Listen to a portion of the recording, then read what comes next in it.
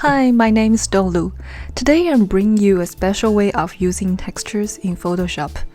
This technique was first discovered by Sparse Nicolas Bouvier a few years ago and used by many artists today. This custom shape technique allows you to generate endless possibilities of thumbnails and compositions in a quick and effective way. What I'm doing now is trying to extract the building textures from its background by using the value masking method. I make few different tries to get the best selection I can. Then I go into the details by using the lasso tool, which offers me a better control of my selection. I took this picture a few years ago in Shanghai, and I really like the modern building shapes that it offers me. The shapes are very important as the textures with this custom shape technique.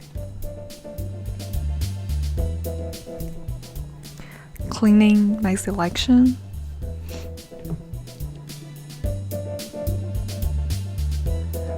Sometimes it takes a little bit more time to make a cleaner selection, but it's worth it.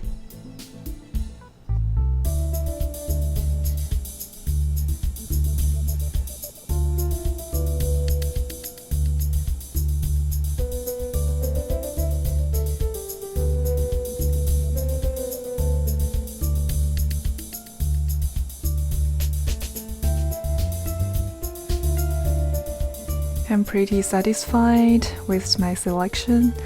I reduced the size a little bit, we don't need it too large, and I cut off the bottom part.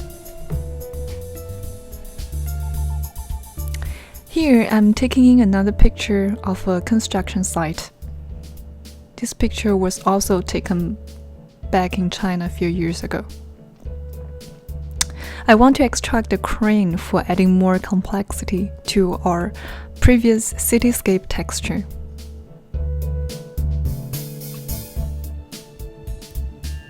I'm using the same value masking tool to make my selection.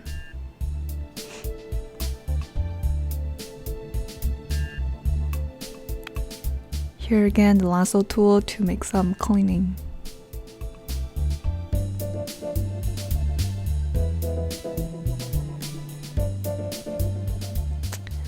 So I dropped the crane in the previous textures, desaturate it, scale it, and place it to have a better contour. I just desaturated everything once again just to make sure. Now I go to the channel tab to make my selection.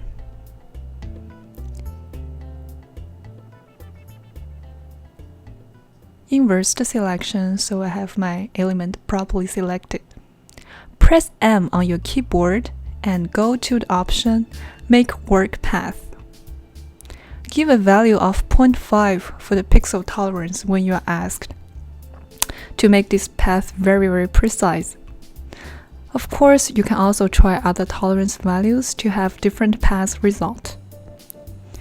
So I'm zooming in. You can really see the path clearly. Those custom shapes are vector-based, so you can use them even on very large canvas without any problem. Now as the last step, I went to the Edit tab and click on Define Custom Shape. Give a name to your shape when you are asked. It makes your life much easier when you will end up with tons of custom shapes in your Photoshop. Of course, you can manage them the same way as you manage your brushes. Let's do the same thing with the tree texture. First, I just make a rough selection. And I use the value masking method again for the extraction. Okay.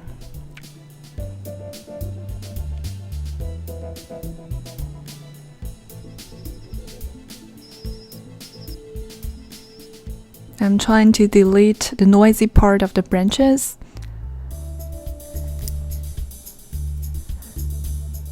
And I erase the outline a little bit with a texture brushes.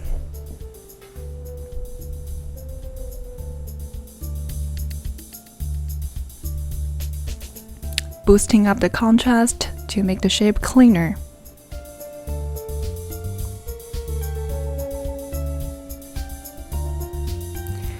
Now I do my selection again with the channel tab. Inverse the selection. Press on M. Make work path. Give my pixel tolerance. Here you can see that we have the new path appeared under the Path tab. As the final step, go to Edit and make custom shape.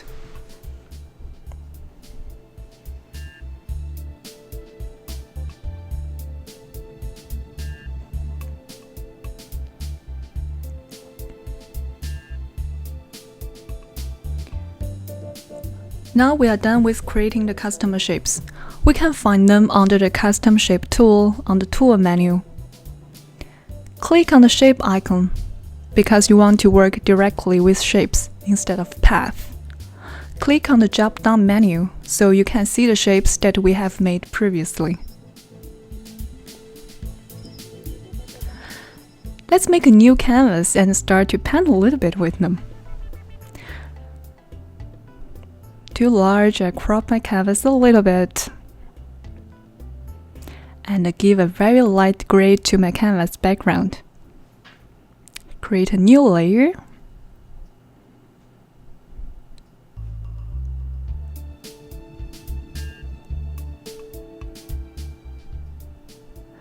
Pick a darker gray.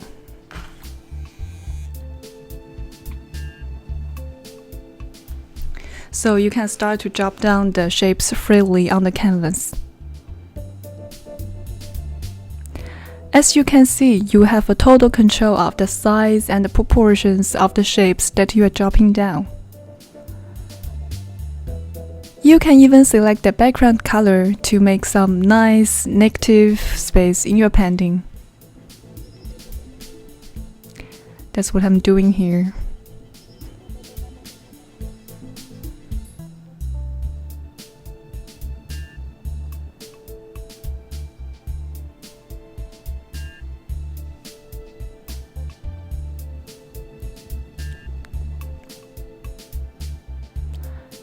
Also, don't hesitate to rotate your canvas to paint for better composition.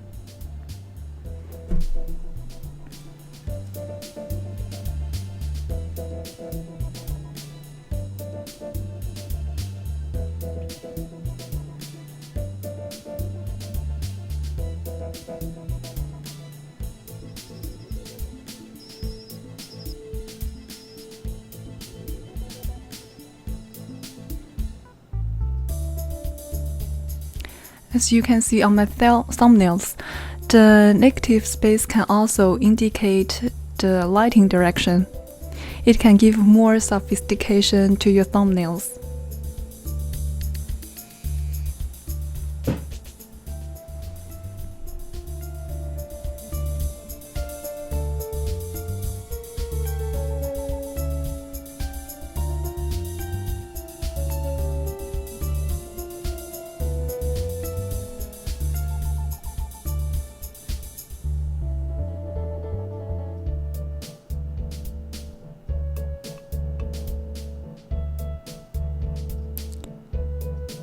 Now select your tree texture and use it the same way as you have used the building texture.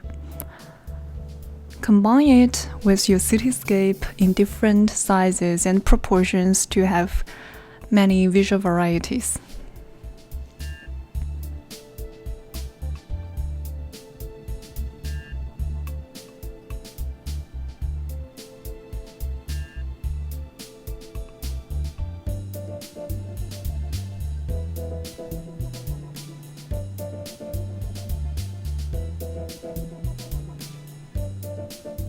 I'm creating the negative space with the tree textures.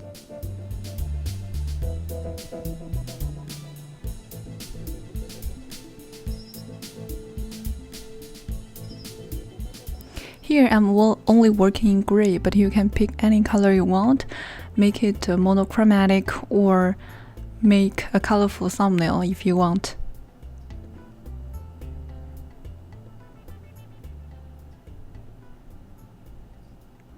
I'm taking the city shape again and just trying to show you the different ratios of the shape and different proportions that you can have by stretching out the same shape.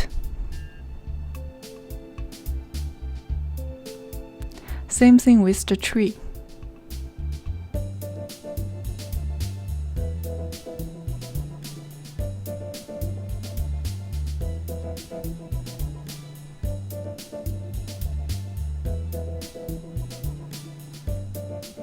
Okay, I take this layer off.